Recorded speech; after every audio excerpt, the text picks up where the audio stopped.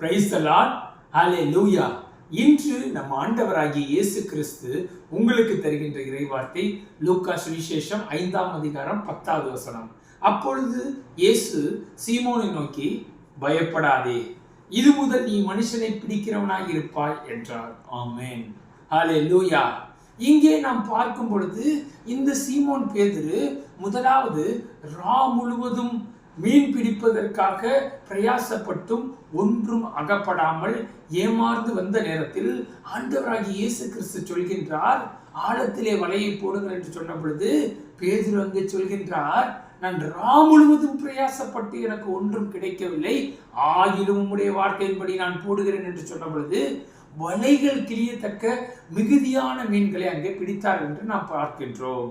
இங்கே இதோட உள்ளான அர்த்தம் என்னவென்று பார்த்தால், முதலாவது அந்த பேதுரு தன்னுடைய சுயத்திலே சார்ந்திருந்து, நான் இந்த மீன் பிடிக்கிறதுல எக்ஸ்பர்ட், எனக்கு தெரியாது ஒண்ணுமே இல்லைங்கிற மாதிரி முழுவதும் பிரயாசப்பட்டும் தன்னுடைய சுய புத்தியில சார்ந்திருந்து செய்தும் ஒன்றும் கிடைக்காமல் ஏமாற்றம் தான் மிஞ்சியது.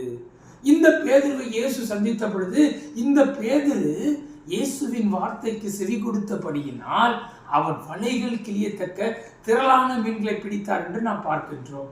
இங்கே நீங்கள் பார்க்கும் பொழுது முதலாவது தன்னுடைய சுயத்திலே பேதுரு இருந்த பொழுது அங்கே தோல்வியை சந்தித்தார். தேவனுடைய சித்தத்திற்கு, அதாவது தேவனுடைய வார்த்தைக்கு தன்னை ஒப்பு கொடுத்த பொழுது திரளான மீன்களை பிடித்து அங்கே ஆசீர்வதிக்கப்பட்டவனாக இருந்தார். இங்கே நாம் பார்க்கும் பொழுது நம்முடைய சுயத்தை சாராமல் தேவ சித்தத்திற்கு என்று ஒப்பு கொடுக்க வேண்டும் என்று நம் ஆண்டவராகிய இயேசு கிறிஸ்து இன்று உங்களை பார்த்து சொல்கின்றார். சகோதர சகோதரிகளே, உங்களுடைய வாழ்க்கையிலே தேவ சித்தம் என்ன என்பதை அறிந்து அதற்கு இன்றே உங்களை ஒப்பு கொடுங்கள். அப்பொழுது இயேசு கிறிஸ்து உங்களை ஆசீர்வதிக்க வல்லவராய் இருக்கிறார். இதற்கு உதாரணமாக என்னை நான் சொல்லும் பொழுது 2015ஆம் ஆண்டு இதே ஏப்ரல் 30ஆம் தேதி நான் பிஇ முடித்தேன்.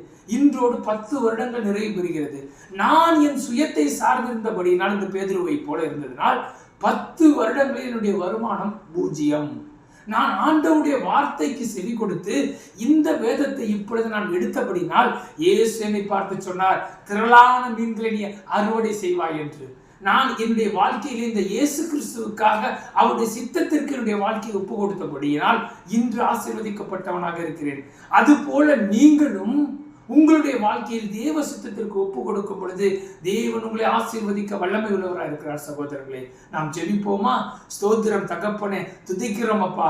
அப்பா, இந்த காணொலியை பார்த்து கொண்டிருக்கிற பிள்ளைகள் ஒவ்வொருவரும் தகப்பனே, தங்களுடைய சுய புத்தியை சாராமல் உம்முடைய சித்தத்திற்கு தங்களை ஒப்பு கொடுத்து தகப்பனே, பேதுருவை போல